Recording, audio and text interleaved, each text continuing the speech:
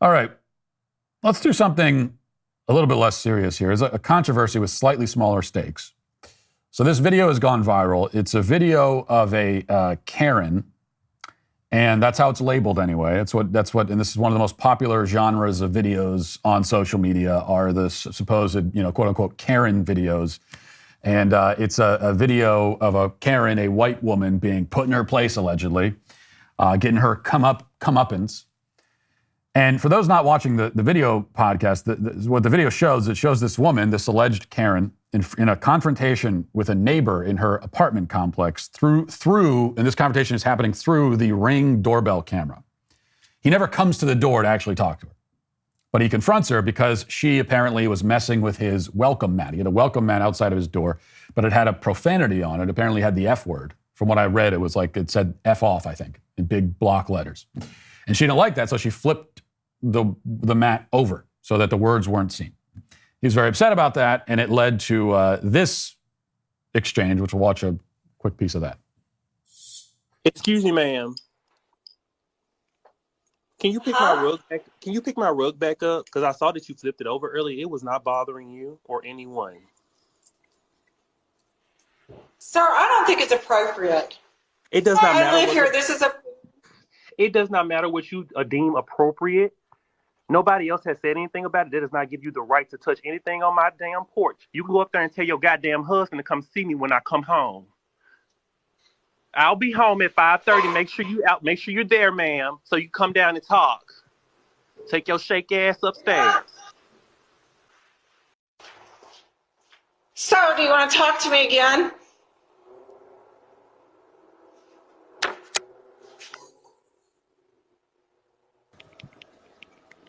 How can I help you?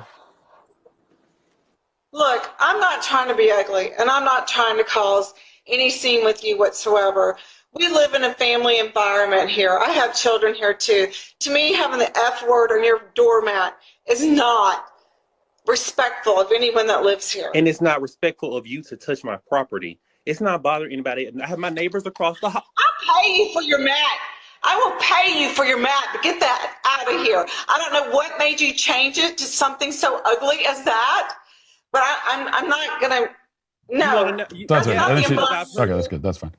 And then he starts insulting her all the rest of it. First of all, this woman has not done or said anything that deserves to be labeled Karen, and that's why I hate that term because Karen is it is simply a racist smear against white women. That is what it is. And so if you're one of these people that goes around using the term, just stop using it. Like that is the etymology of this slur. It's where it comes from.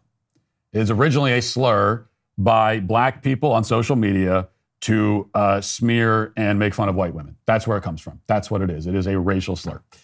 And now it's at a point where it's just like if you're a white woman between the ages of 40 and 80, then you automatically fall into that category. And anything you do, if you God forbid get upset about something, you're automatically a Karen. And it's I don't. My mom is in that category of being a woman between those ages, a white woman, and so I'm actually not okay with hating an entire demographic of people like this. And I don't quite understand why people just accept that. And because we all know that if we started referring to black women with a stereotypical name, okay, if I saw a video of an angry black woman and said like, oh, this Shaniqua over there, if I said that, it would be judged horrifically racist.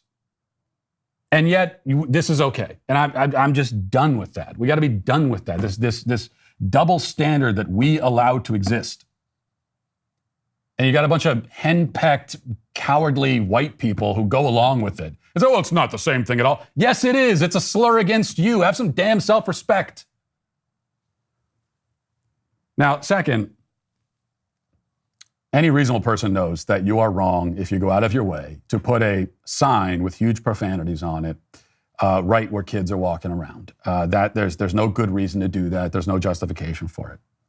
But some people are saying, well, she should have handled it differently. She should have gone to the property manager or whatever.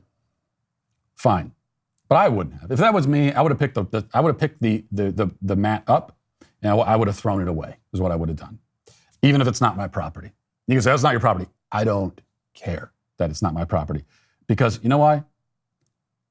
I'm fine with people taking matters into their own hands like this, because people are sick of this. They're just sick of it.